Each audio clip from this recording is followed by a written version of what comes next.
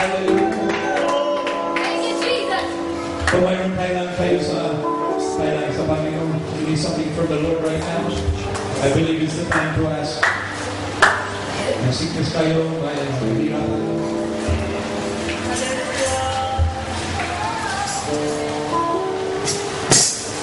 Ayaw nila, inyong pagkasama, okay lang. Pero, alam ni Panginoon ang mga kailangan. The Lord will show you. Hallelujah. So if you have may kailangan kayo sa kamay, may sickness, nahirapan, kahirapan. So let's call on the Lord Jesus to heal your sickness, to bless you financially, bless you spiritually, anything. Of course, we have to ask according to the will of God. Asking to win the lottery is not exactly in the will of God. Praise God.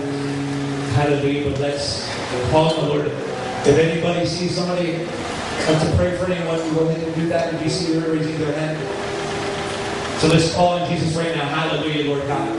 We love you, we bless you, we glorify you today, honor you, Lord God. You know the needs that these people have, Lord God, that they're asking you in faith. They're asking for blessing. They're asking for healing. They're asking for any kind of blessing, if they need spiritual, financial, Lord God. Have mercy upon them, Lord God. Have mercy to give them their healing, Lord, that they're going to be, that they want their families saved, Lord God. That may be that they're praying for their families to come to church, Lord God. Draw them, Lord God, to come to you. They want to have a touch from the Holy One of Israel, Lord God. Move upon that, Lord God. Move upon the people that need your blessing, Lord God. Guide them and show them what you want them to do. We glorify you and honor you and praise you, Lord. In the name of the Lord Jesus. And everyone say amen. Hallelujah. Smile for that, Papa. Hallelujah, Jesus. Praise God. Maybe I can call Brother Odell one more time too for our dismissal to discuss.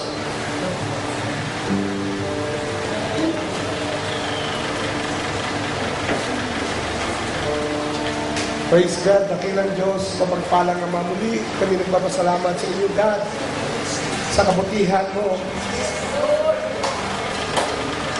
sa kadakilaan mo, Diyos, sa aming mga buhay, God. Tunay ang hindi ka nagpapabaya, Panginoon. Hallelujah.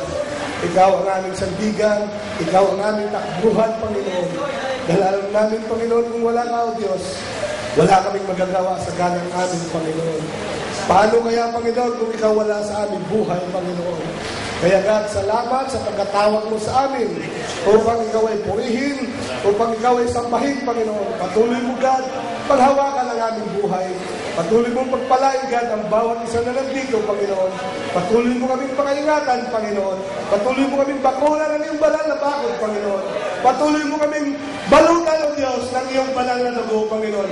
Paghawakan mo, God, ang aming buhay, Panginoon, patungo sa inyo, Panginoon. Hallelujah. Ikaw, O Diyos, ang aming pinupuli din sa salamatan. Dahil sa inyo nagmula ang lahat ng bagay, ang aming buhay, ang aming hiniga, Panginoon. Hallelujah. Wala kaming may pagmamalaki sa inyo, Panginoon. Kundi ikaw lamang ay aming purihin, sambahin, Panginoon. Hallelujah. Dakila na, O Diyos. Patuloy mong pagpalain ang aming pastor. Wala na siya, Panginoon, sa oras na ito. Nagdagan mo pa, O Diyos, ang kanyang kabigatan sa iyong gawain. Maging kami man, Panginoon, ang bawat isa sa amin, Lord. Kami ay magpapatuloy hanggang sa iyong pagbabalik, Panginoon. Nawa kami ay iyong masupungan, Panginoon, na nasa kainitan ng aming paglilingkod sa iyo hanggang sa iyong pagbabalik, Panginoon. Salamat, O God, sa muli, Panginoon. Hanggang sa susunod na gawain, Panginoon. Ikaw na nagpatuloy na maguna. Bless Pastor Brian, Panginoon. Sturgeon, Panginoon. Patuloy mo silang gamitin sa kanilang ministeryo, Panginoon. Naging ang bawat isa nandito, Panginoon. Pagpalain mo, Diyos, sa pangalan ni Jesus. Amen. Hallelujah. God, hallelujah. Let's receive Jesus' name. Hallelujah.